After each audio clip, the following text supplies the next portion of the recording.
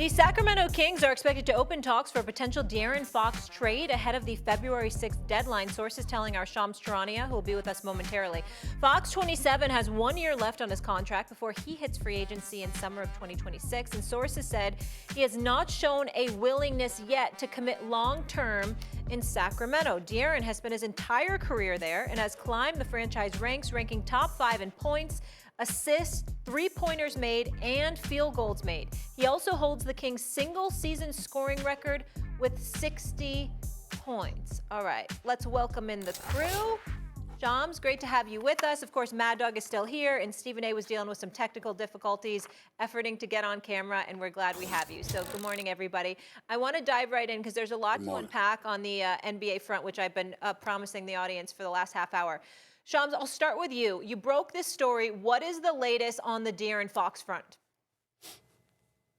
Molly, ever since this came out about 18 hours ago, the Kings have gotten dozens of phone calls, dozens of offers, plenty of interest in De'Aaron Fox in the trade market. And this all came about because the Kings have been obviously talking to De'Aaron Fox very closely, trying to figure out his future. He's already bypassed a 3-year, $166 million extension last offseason. Like you said right there, Molly, he has not shown a willingness to sign long-term as of right now, from what I'm told, in Sacramento. So in a lot of ways, this is the Kings getting ahead of what's coming in the offseason. He's going to be a free agent in 2026. So if he were to be traded at the trade deadline, this gives them more time on his contract to potentially get more value instead of waiting for the summer where every team in the league knows that they have to move De'Aaron Fox. And so the Kings, so far in conversations with all those teams, they've said they want win-now players. They want draft capital as well.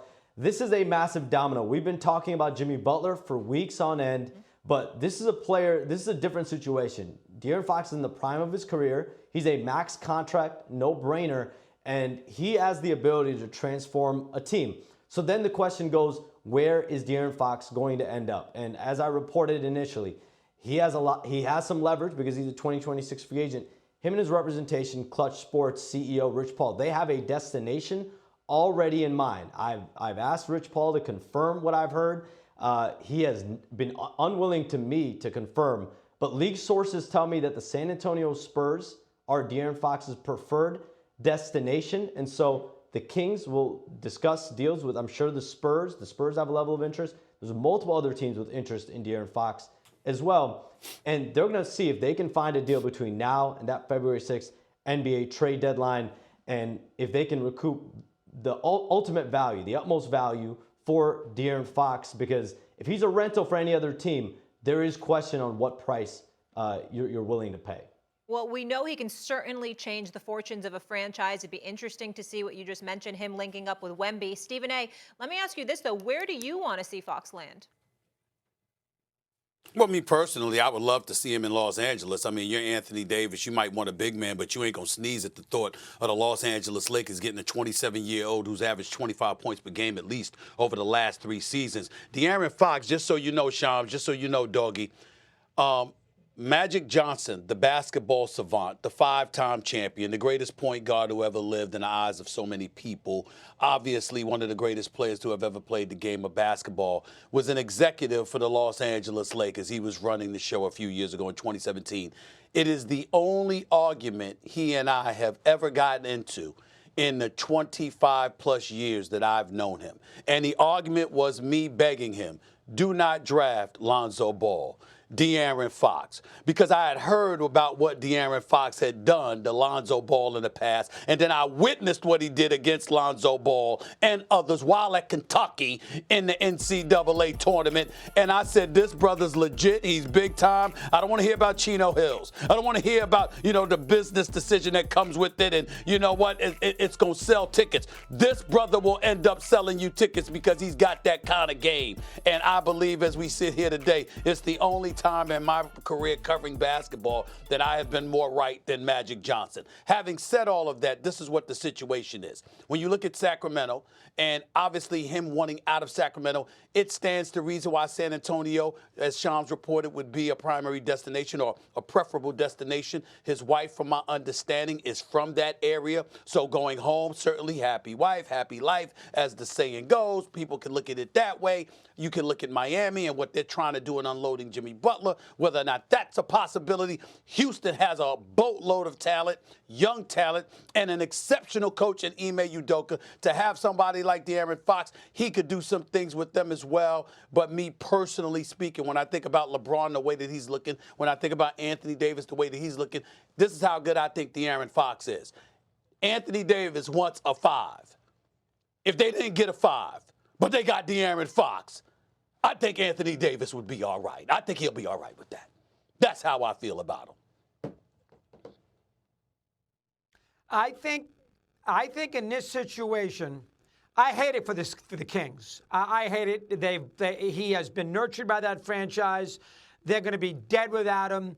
I hate it for the Kings. This has got Oscar Robertson to Alcindor and the Bucks back in the early 70s written all over it.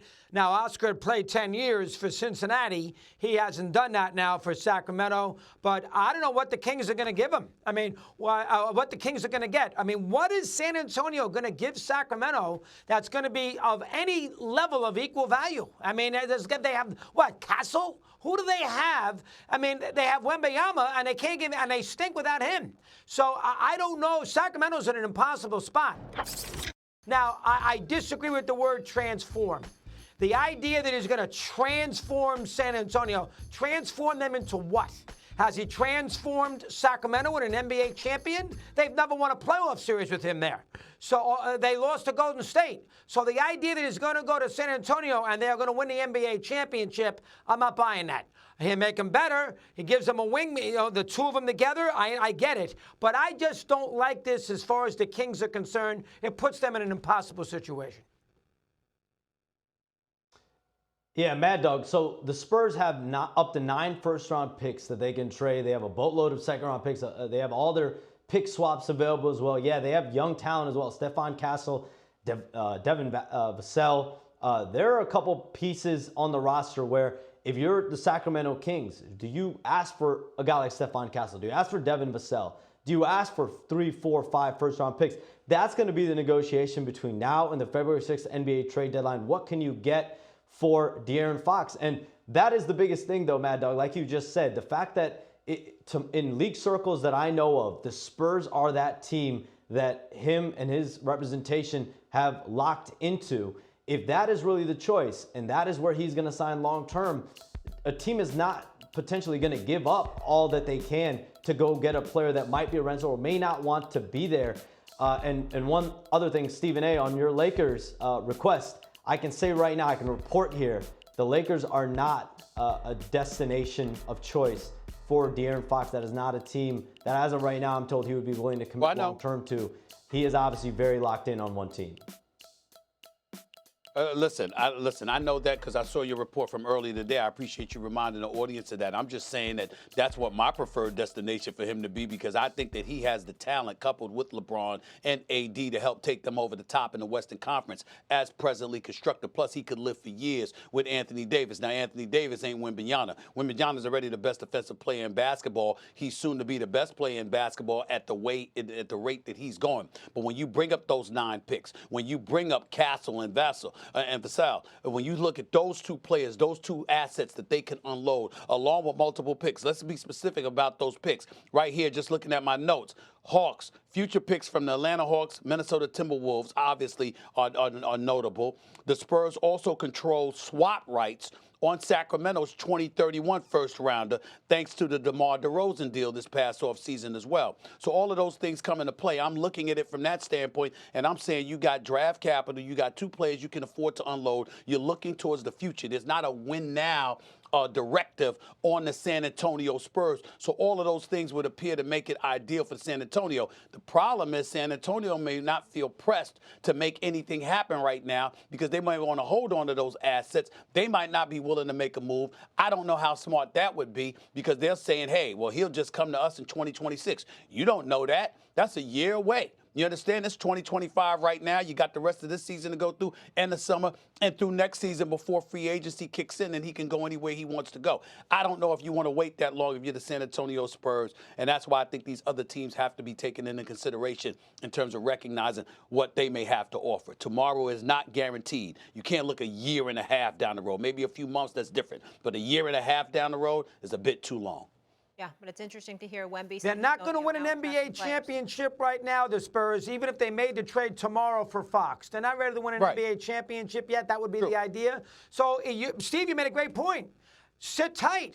What's the rush? If you know down deep that Fox is the place, that San Antonio is the place that Fox wants to go, wait a year and a half, get the draft pick that you're going to get this year, improve the team, and then he signs there at the end of next year, and then you have Wembanyama in his prime, just getting started, and Fox with 5 or 6 years left, and you don't have to give anything up to get him. That would be the smart thing to do if you're the Spurs. Well, the Kings are going to want something. The Kings are going to want something, and this is them getting ahead of what's coming.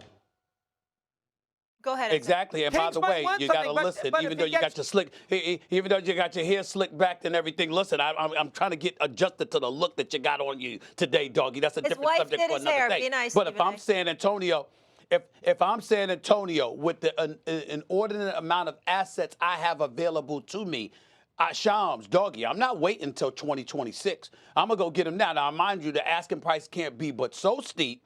But if I got 9 picks and I got to give up 2. Along with a couple of players to get my hands on that brother, I'm doing it. Yeah, Mad Dog, you don't wait for tomorrow. You start living today. You don't know what can happen in the future. I'm on